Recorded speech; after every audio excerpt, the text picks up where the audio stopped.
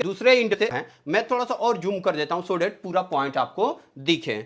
Okay, मैंने इतनी wiring complete कर दिया है। अब इस स्टार्ट बटन से एक वायर निकालेंगे और स्टार्ट बटन के एक एंड पे कनेक्ट करेंगे। तो ये मेरा स्टार्ट बटन है, यहां से मैं एक वायर निकालता हूं स्टार्ट बटन के एक एंड से, यहां से एक वायर निकालता हूं। पहले हम सिंपल वायरिंग करते हैं, पहले क्या करते हैं, सिंपल वायरिंग करते हैं। मीन्स ये वाला स्टार्ट बटन से मैं स्टार्ट बटन को कनेक्ट कर देता हूं, दूसरा एंड यहां पे मैं इसको कनेक्ट कर देता हूं सिंपल। देखेंगे कि स्टार्ट बटन के दूसरा एंड हमारे कॉन्टेक्टर के A1 कॉइल पे जाएगा। इसके लिए मैं एक और वायर लेता हूं और स्टार्ट बटन के दूसरे एंड पे मैं कनेक्ट कर देता हूं। ओके, और इसका जो ये वायर का एंड है इसके कॉइल पे जाना चाहिए। अगर मैं इसका कॉइल दिखाऊं तो देखेंगे कि मैं कॉइल एक बार कोशिश करता हूं कि आपको दिख जाए।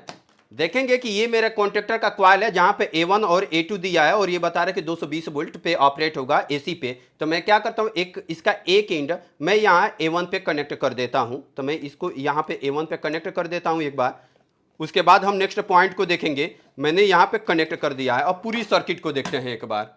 देखेंगे कि मैंने क्या किया है, सिंपल यहां से लाइन से वायर निकाला स्टार्ट बटन के एक एंड और स्टार्ट बटन के दूसरा एंड मेरा ये स्टार्ट के एक एंड पे और दूसरा एंड मैंने निकाल के सिंपल यहां पे इतना कनेक्शन कर दिया है। अब देखेंगे कि मेरे को अगर मुझे इस कॉन्टेक्टर को ऑन करना है तो यहां से न्यूट्रल इसके A2 पे भी डायरेक्ट कनेक्ट होना चाहिए। तो मैं इसके न्यूट्रल को भी क्या करता हूं, कनेक्ट कर देता हूं। तो न्यूट्रल सप्लाई लेने के लिए मुझे क्या करना होगा, मेरे पास जो MCB से यहां पे सप्लाई आ रही है मैं यहां पे कनेक्ट कर देता हूं। देखेंगे कि मैंने इसको कनेक्ट कर दिया है, इसका दूसरा एंड यही दोबारा मैं इस कॉन्टेक्टर के A2 कॉइल पे कनेक्ट करने वाला हूं। जैसे कि आपने यहां पे देखा था A1 पे मैंने यहां पे लाइन को डायरेक्ट पुश बटन से कनेक्ट कर दिया, यहां पे A2 पे मैं न्यूट्रल को कनेक्ट कर देता हूं। सो डेट कॉन्टेक्टर को ऑन करने के लिए लाइन और न्यूट्रल दोनों की जरूरत होती है। जैसे कि देखेंगे A2 पे डायरेक्ट मेरा न्यूट्रल कनेक्ट है और A1 पे मैं इस पुश बटन के थ्रू लेके आया हूं। तो मैं इसको कनेक्ट कर देता हूं एक बार। अभी देखेंगे कि मैंने न्यूट्रल को भी डायरेक्ट कनेक्ट कर दिया है। इस वायर को थोड़ा सा हम ऐसे करके एडजस्ट कर देते हैं। ओके, अब देखेंगे कि इतनी वायरिंग कंप्लीट हो गई है, बट मुझे अभी सेलेक्टर स्विच की भी क्या करनी होगी दोस्तों, वायरिंग करनी होगी। ये मेरा जो सेलेक्टर स्विच है, अब सेलेक्टर स्विच की वायरिंग करने के लिए ये जो स्टॉप पुश बटन है इसके इस एंड से मुझे एक वायर निकालना होगा और इस वायर को निकाल कर मैं सेलेक्टर स्विच के एक एंड पे कनेक्ट करूंगा। तो ये मेरा सेलेक्टर स्विच है। अब इसके लिए मुझे क्या करना होगा, इसके पॉइंट नंबर 2 को दोबारा से ओपन करना होगा। तो मैं एक बार ओपन कर देता हूं और यहां पे एक दूसरी वायर को कनेक्ट करता हूं। ये मेरा पैरेलल कनेक्शन को रिप्रेजेंट करता है। यहां पे मैं इसको कनेक्ट कर देता हूं। देखिए आप, मैं इसको यहां पे कनेक्ट कर देता हूं। इसको कनेक्ट करने के बाद ये जो वायर है मैं अपने सेलेक्टर स्विच के एक एंड पे किसी भी एंड पे कनेक्ट कर सकते हैं। कोशिश कीजिए कि सीक्वेंस को फॉलो कीजिए, मतलब 4 नंबर का पॉइंट होता है तो इसको 3 नंबर पे कनेक्ट कर लीजिए। ट्रबल शूटिंग थोड़ा सा इजी हो जाता है इससे, कि अगर हम सीक्वेंस फॉलो करते हैं तो टाइटली कनेक्ट करेंगे। सो डेट लूज रहेगा तो स्पार्किंग करेगा, हो सकता है कि प्रॉपर कंटिन्यूटी न बने। तो टाइटली कनेक्शन करेंगे। देखेंगे कि जैसे कि स्टॉप बटन से यहां पे मैं दिखाऊं, देखेंगे कि स्टॉप बटन से एक वायर को निकाला और अपने सेलेक्टर स्विच पे एक एंड पे कनेक्ट कर दिया हूं। सो डेट आपको प्रॉपर दिखे। यहां से एक सेलेक्टर स्विच के एक एंड पे कनेक्ट कर दिया। अब इसका दूसरा एंड है जो सेलेक्टर स्विच का, यहां से निकाल के मैं अपने कॉन्टेक्टर के एनो पे देने वाला हूं। तो मैं क्या करता हूं, यहां पे एक और वायर को मैं कनेक्ट करता हूं। के लिए मैं एक और वायर का यूज करता हूं। इस सेलेक्टर स्विच के एक इस एंड पे मैं कनेक्ट कर देता हूं। इसको मैंने इस एंड पे कनेक्ट कर दिया है। इसके बाद यहां से देखेंगे कि सेलेक्टर स्विच का जो दूसरा एंड से निकल रहा है ये कॉन्टेक्टर के एनो पे कनेक्ट हो रहा है। ठीक है, तो मैं क्या करता हूं, इस कॉन्टेक्टर का एनो पॉइंट ये है और एक एनो पॉइंट ये है। आप किसी भी एंड पे क्या कर सकते हैं, आप इसको कनेक्ट कर सकते हैं। ओके, तो मैं इस एंड पे भी कनेक्ट कर सकता हूं या फिर इस एंड पे भी कनेक्ट कर सकता हूं। तो जैसे वायरिंग डायग्राम दिया तो मैं चलिए इसी एंड पे कनेक्ट कर देता हूं। ठीक है, तो मैं इस एंड पे यहां पे इसको कनेक्ट कर सकता हूं।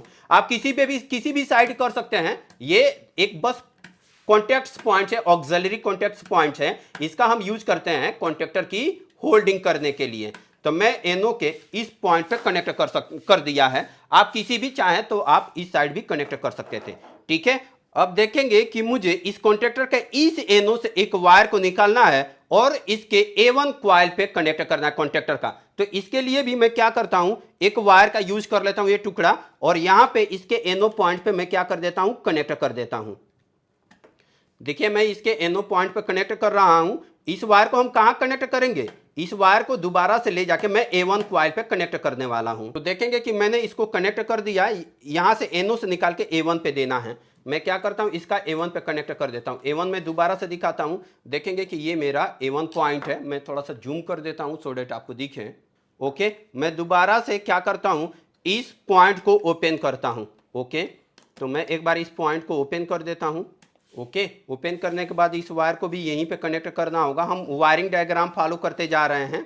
सिंपल वायरिंग है, ऑटो मैनुअल कनेक्शन करने के लिए ये बहुत ही सिंपल वायरिंग डायग्राम है। मैं जो वायरिंग डायग्राम आपको दिखा रहा हूं, आपको इसी को क्या करना है, फॉलो करना है, सो डेट आप वायरिंग इजीली से क्या कर पाएं, कर लें।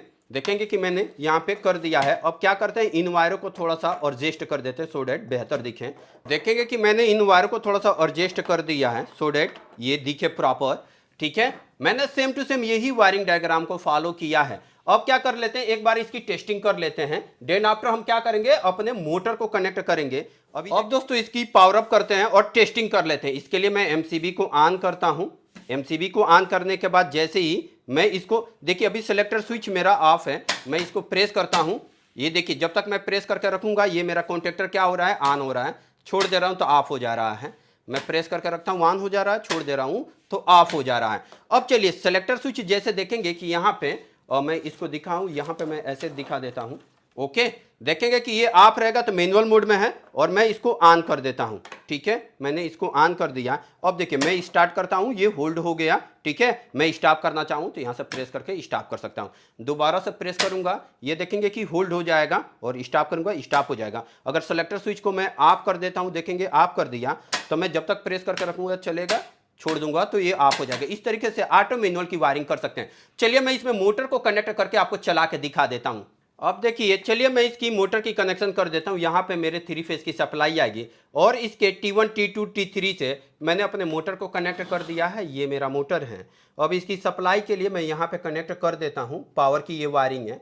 पावर की वायरिंग में नथिंग कुछ खास नहीं करना है। इसका जो पावर टर्मिनल है, पावर टर्मिनल पे अपने वायरों को कनेक्ट कर देना होता है। पावर टर्मिनल कौन से हैं, L1 L2 L3 और L5, ये इनपुट के टर्मिनल्स होते हैं। ये क्या होते हैं दोस्तों, ये इनपुट के टर्मिनल होते हैं, जहां पे मैं इनपुट सप्लाई को अपने कनेक्ट करता हूं। दिखा देता हूं। ओके दोस्तों, मैंने वायरिंग डन कर दिया है। अब एक बार कंप्लीट पैनल देखते हैं। ओके, ये मेरा एक बार मैंने 3 फेज की सप्लाई यहाँ पे ले लिया है, और 3 फेज की सप्लाई निकाल के मैंने अपने मोटर को कनेक्ट कर दिया है। अब चलिए मैं इसको चला के दिखाता हूँ। ओके, मैं प्रेस कर रहा हूँ, ये मैनुअल मोड में चल रहा है। मैं प्रेस कर रहा हूँ, देखेंगे कि मेरी मोटर क्या हो रही है, चल रही है। जैसे ही छोड़ दे रहा हूँ मेरी मोटर क्या हो जा रही है, स्टॉप हो जा रही है। दोबारा से मैं दिखाता हूँ, स्टॉप हो जाने दीजिए इसको। ठीक है, मैं प्रेस करता हूँ, ये चलने लगा। अगर किसी भी मोड पे अगर कोई स्टॉप बटन प्रेस कर देता है तब ये स्टॉप हो जाएगा, चाहे आप स्टार्ट रखो दबा के, कोई फर्क नहीं पड़ेगा।